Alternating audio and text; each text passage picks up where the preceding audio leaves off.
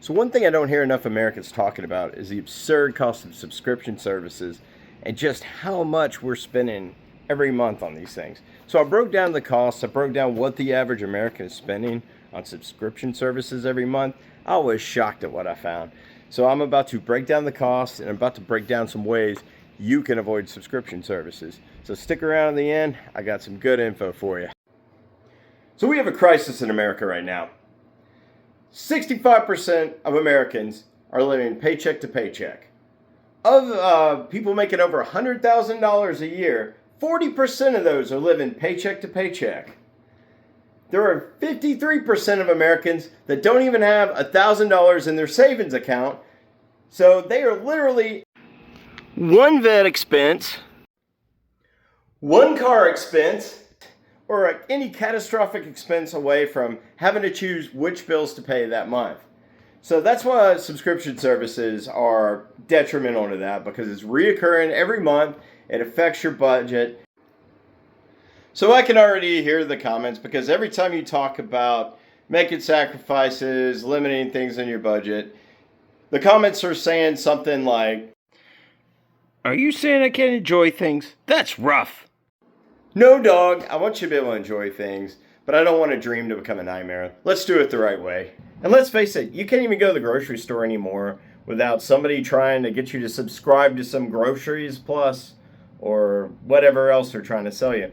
So it's a very rent versus own mentality that they're really pushing and everything. And I absolutely do blame Amazon, because Amazon Prime did really push everybody into this model with the success of it and everything.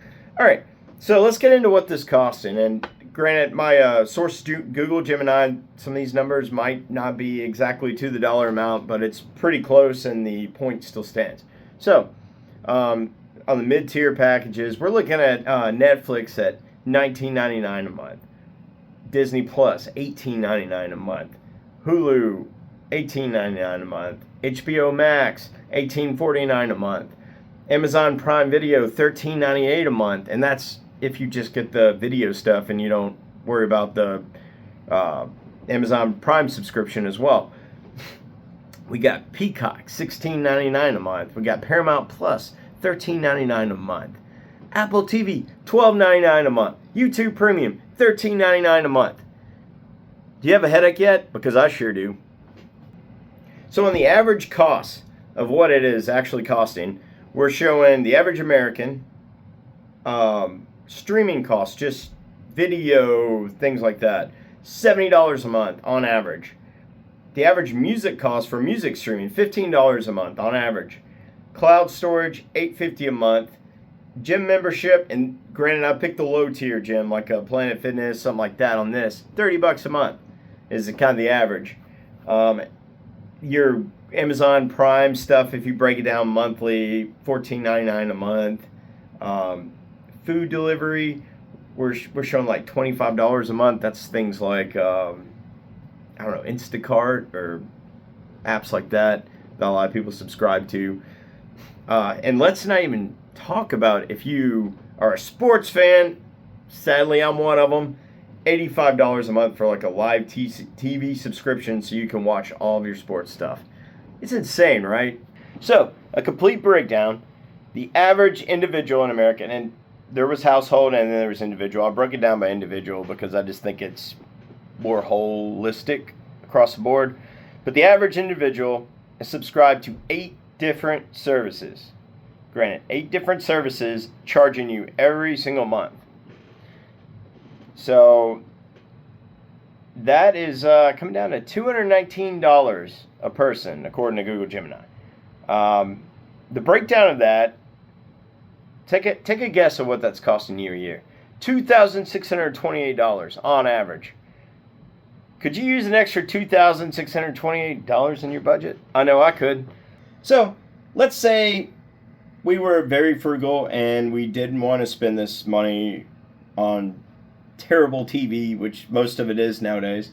And let's say we decided we want to invest in our future. Well, if you invested from that $219 a month on average that most Americans spending on subscriptions, you didn't throw anything else in it from the age 25 to the age of 65, you would have $1,384,973 in retirement if you threw it in a S&P 500 index fund or something like it with an average year-over-year 10% return. Now, you could live pretty comfortably in retirement off that $1,384,000 plus dollars. So it's costing us more than just monthly average. It's costing us our futures and for things we don't even really use 100% of the time. So that's why I'm bringing it up. That's why I'm making this video. I just want you to know what you're spending so that you can avoid it in the future and look for ways to curve some of these expenses. Now, let's break down some of the ways we can do that. So most cell phone plans actually have some kind of streaming service attached to them.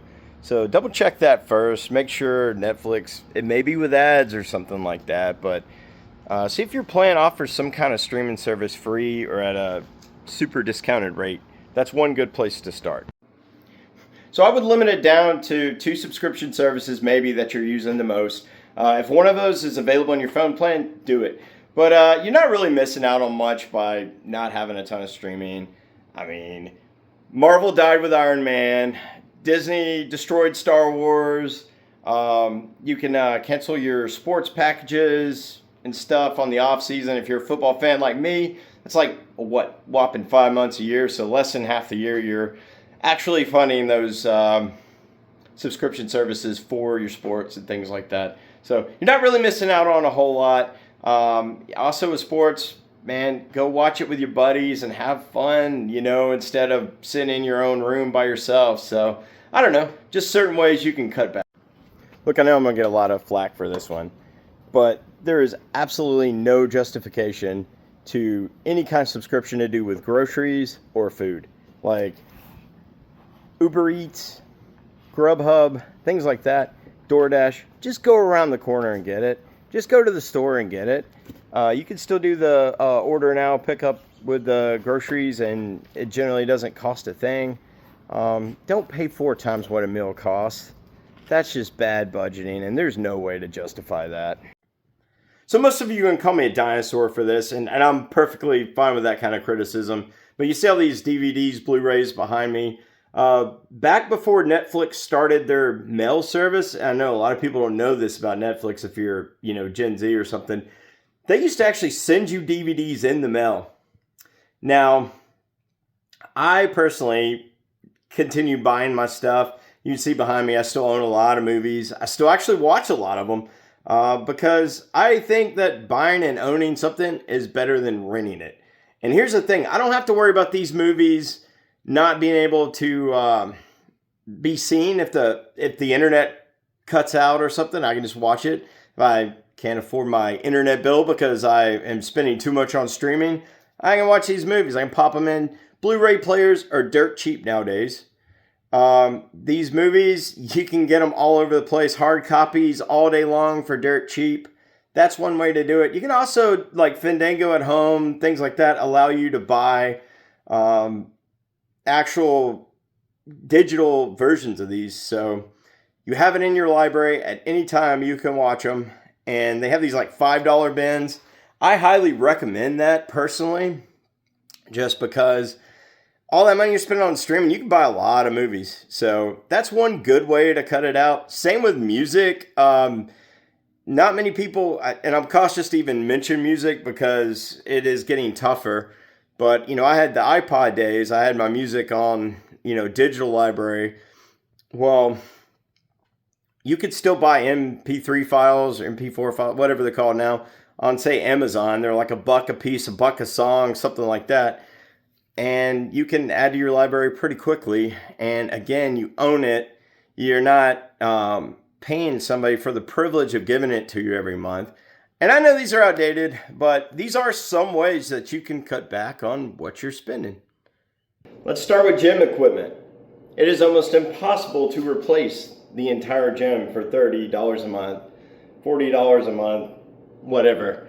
So, but if you're one of these people that only use a couple different pieces of equipment, you can take that money that you spend month to month and you can trade it in and actually buy the actual equipment that you would normally use. So that's one way to cut out gym expenses. Now, if you use a lot of equipment, use a lot of the different machines and stuff, it's not going to pay off to replace a gym membership. But if you're one of these people and use a couple things, a treadmill, something like that, and you have the space to do it, that's one way to save.